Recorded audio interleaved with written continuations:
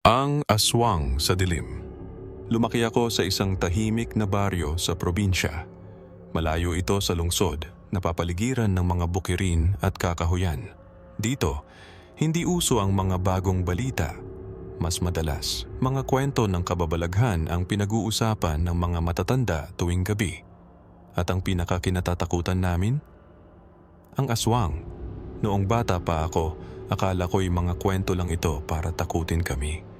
Sinasabi nila na ang aswang ay nagpapalit anyo, lumilipad sa gabi at nangangain ng laman loob. Ngunit tulad ng karamihan, hindi ko ito pinapaniwalaan. Hanggang sa isang gabi, nagbago ang lahat. Nagsimula ang lahat isang gabi ng Biyernes.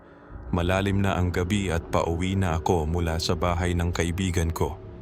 Wala pang kuryente noon sa aming baryo, kaya't lampara lang ang liwanag ko. Tahimik ang paligid.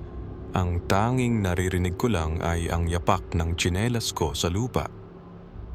Pero habang naglalakad ako, napansin kong parang may sumusunod sa akin.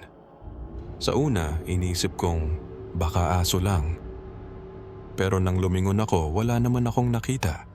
Mas binilisan ko ang lakad ko, ngunit mas naririnig ko ang mga yapak. Mabigat. Parang hindi normal. Pagdating ko sa harap ng bahay namin, napatigil ako. Naramdaman ko ang bigat ng presensya sa likod ko.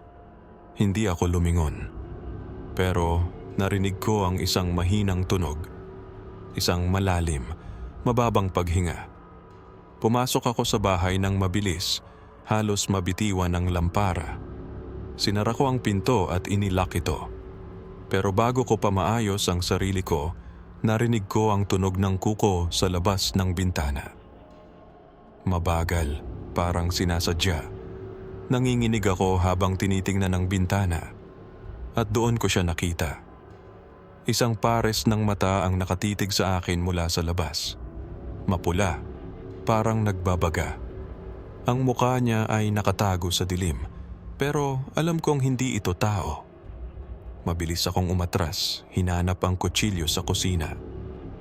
Ang nanay ko'y may iniwang buntot ng pagi. Sabi niya, proteksyon daw laban sa aswang. Kinuha ko ito, hawak sa nanginginig kong kamay. Hindi ko alam kung ano ang gagawin, pero alam kong hindi ako pwedeng tumigil.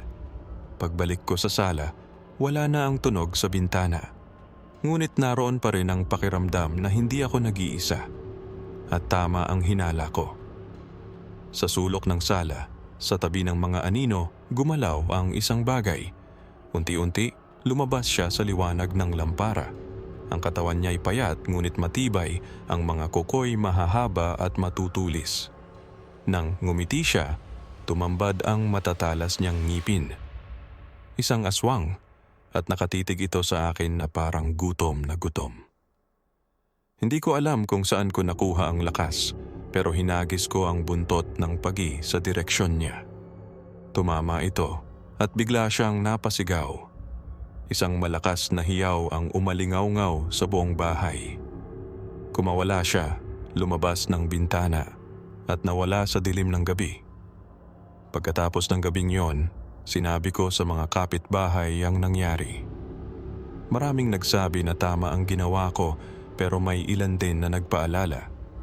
Kapag tinakasan mo ang aswang, babalik ito. At sa susunod, hindi na ito aalis nang hindi nakukuha ang gusto niya. Hanggang ngayon, hindi ko pa rin makalimutan ang mga matang iyon. Ang tunog ng kuko sa salamin. Ang ngiting parang nanunuya. Alam kong hindi pa tapos ang kwento ko. At tuwing gabi, habang naririnig ko ang hangin sa labas ng bintana, palagi akong nagtataka. Babalik ba siya? O may iba na siyang biktima? Kung may naririnig kang kwento tungkol sa aswang, pakinggan mo.